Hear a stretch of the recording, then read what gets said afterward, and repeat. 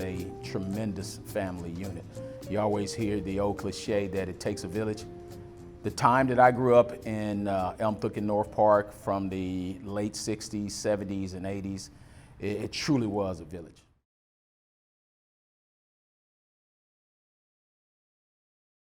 Just a nice little country town to me, because in 1929, there was really nothing out here but farmland and cotton patches. It was farmland, the way it was. It was a rural area of Dallas. All of that behind us, cornfield.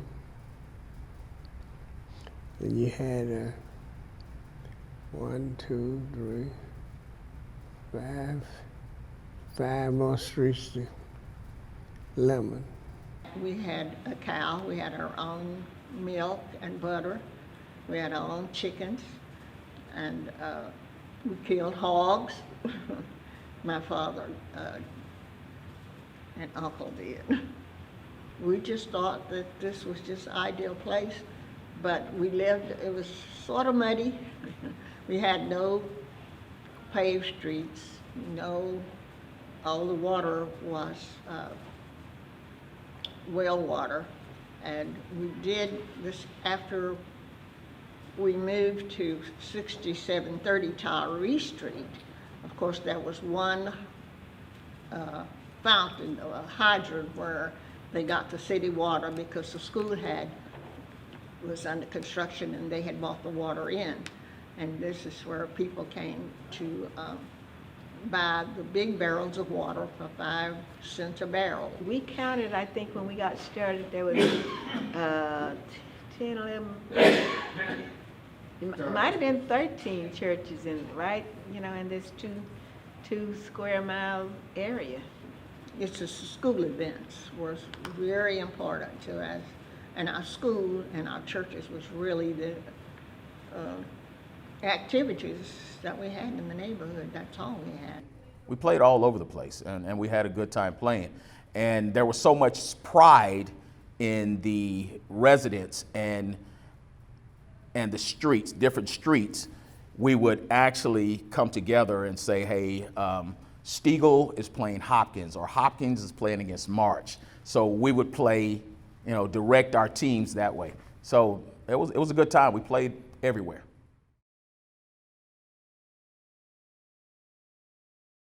When C.R. Smith first decided to come to Dallas, I think he was with American Airlines and Braniff and Delta. That was 3 airlines that had come together, but then they didn't have landing spaces. The area was congested, so they wanted to expand. And each time they would expand, they would take a little Elm Thicket along with them. Our Boy Scout troop was awarded a free flight on one of American Airlines flights because one of the sky caps was active in the Boy Scouts, and he got our troop, since we were right here next door. American Airlines jockeyed us from Love Field. We took off, made a big circle, and went around, and we landed over at Amon Carter. That was right after they built Amon Carter. So Amon Carter didn't flourish, and they closed it down, but we actually boarded a flight from Love Field, our Boy Scout troop, and flew over there, and they flew us back. First time one of the aircraft fell right down Lynn Lane. And then soft dirt out there. Yeah. We were little kids when it fell. They running behind it. Pilot jumped out about 25 foot before it hit the ground. Yeah. As long as a president has been visiting Dallas, they put they land Air Force One and leave it at Love Field Airport. So all we had to do was walk to the end of the street and we could see the presidential motorcade. So that, more than anything else, I think had a dynamic effect on this over here. because, like myself, growing up across the street from it, I got a chance to go over there when I was an adult and get a great job with a great company then. So, same with a lot of other people that lived here in this area or went to work over there at that field and then moved to this area because of the convenience of, you know, to and from work. I went to work for American Airlines in '69. In '71, I think they finished DFW.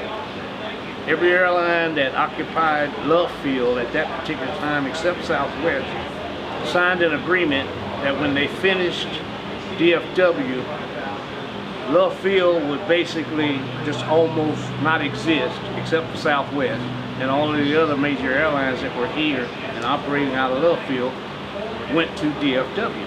This area was economically depressed for 40 years.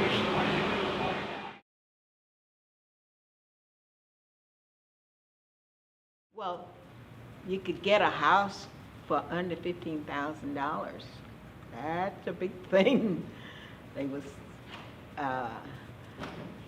$12,000, $15,000, $14,000 homes. You could, with FHA loans, you could assume, and that was attractive. That was an attractive thing at the time. You could move out of a little duplex that you were renting into a house, and your payments would be under $200 a month. The neighborhood was kind of mixed at the time, but the area that was called Elm Thicket, or this area and just a little bit west of here, was not doing so well.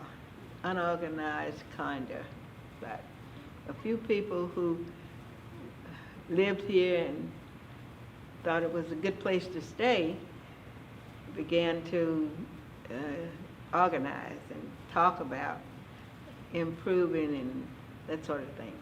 So when I had a child, I just bought a house, and you know, and the problems started to creep up. I thought, just bought a house in that neighborhood, and then something really bad happened, and then I thought, I can no longer wait, I have to go into action. Well, the one that really got me going was when some young boys were accused of raping a woman, and then we start to say, well, they had nothing else to do but get out and get in trouble. So we start to name the reasons and solutions. The reasons they had nothing else to do, and the solutions would give them something wholesome to do. And that's when we got together and said, hey, they need a place to go and to do things that are wholesome. So then we started getting a list and saying, well, hey, we need to go downtown and say, we need this, we need that. When we went downtown, they just told us to make a list of what we wanted. So we started out with the list. And so we had paving, and when we listed the streets that needed paving, I thought, well, my kids have to walk across the streets the street that's never been paved. Oh, they thought, oh no, that's not right. And I thought, well, I know streets have been paved, and when one hasn't been paved and my kids are walking in the mud when it rains, come to find out there are no houses that face that street that the owners would have to pay for paving. So, Sid Kennedy was president of the Civic League at the time. And he started calling and threatening to call the newspaper about the city not knowing that the street had never been paved. And in 1 week, that part of the street was paved. And I thought, hey, we just needed a big heavy voice downtown. Our parents, grandparents that owned property out here was either ignored or neglected and left, and most of it went for taxes People came in and bought it up as cheap as they could get it, and that's what actually started to transpire here in this neighborhood back in the 80s. We had prostitution, we had drug deals, we had Smokey, who was 2 doors down from us. It was a smokehouse, and he ran prostitutes out of that duplex. And 2 doors down the other way was, you know, another drug dealer, where grandma and daughter, everyone would be sprawled out on the front lawn by the police. It was It was a rough neighborhood. a rough neighborhood. Right. But when our duplex came on the market, I called him at work and I said, we got to buy it, we got to buy it, we got to buy it, because I love the neighborhood. Because not everyone, you know, it was just pockets. And I knew that eventually it would, you know, the good people that live here, we all would come together and clean up the neighborhood, which we've done. But for the most part, everyone gets along. I mean, everyone that moved here knew what they know, you know, what they're getting into, that it is a transitioning neighborhood, and that we are living together in one space. And frankly, the lots in most of the neighborhood are only 50 foot wide, so we're not that far from each other. You know, you walk out your door and your neighbor's right next door. You know, we don't have, you know, big side yards and backyards and things like that. So you have a smaller community, a tighter community, where you almost have to rely on your neighbor, know your neighbor, you know, and get along. Newer homes coming up, people have fences.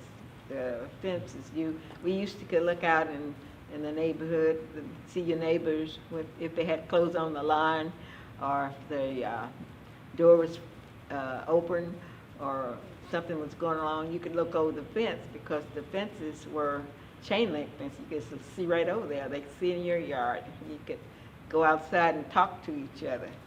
With the 6 and 8 foot fences now, it's different. It's different. I don't see this being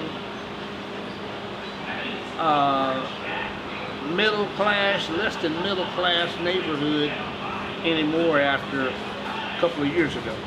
There have been at least 25, maybe 30 structures built in this neighborhood on the other end that have, you know, just kind of dictated what this is going to be futuristically, and the price points out here, the poor people just can't afford to live. Elm Thicket is history. And we weren't written into the future. Just because you want to develop somewhere doesn't mean you just go develop. You should go seek the neighbors, get their thoughts on something, see how they react to it before you proceed with anything. Because if you don't, it's going to be negative every single time. But if you want to be in a neighborhood, you should give back to the neighborhood, because people have lived in neighborhoods for, especially this neighborhood, for so many years. And the last thing you want to do is have the thought that somebody's trying to take over your neighborhood. Embracing or learning about diversity, you know, is something that I was never exposed to until I moved into the neighborhood, and getting to understand, you know, different people and their different cultures. We look forward to doing this every year, because if you know the history of Juneteenth, then you know how important it is to make sure that it's celebrated. Because it's one of those situations to where if you forget your past, you're doomed to repeat it. And that past is something we're never going back to. So we celebrate the accomplishment of those who have come forward. And it's one of those teaching moments where we're teaching the children and letting them know what their history is. And the parade is just another grand part of that. And I believe that we're the only community in the city limits that has a parade. And I think the King Center is the only other center that possibly does a Juneteenth celebration on the scale that we do.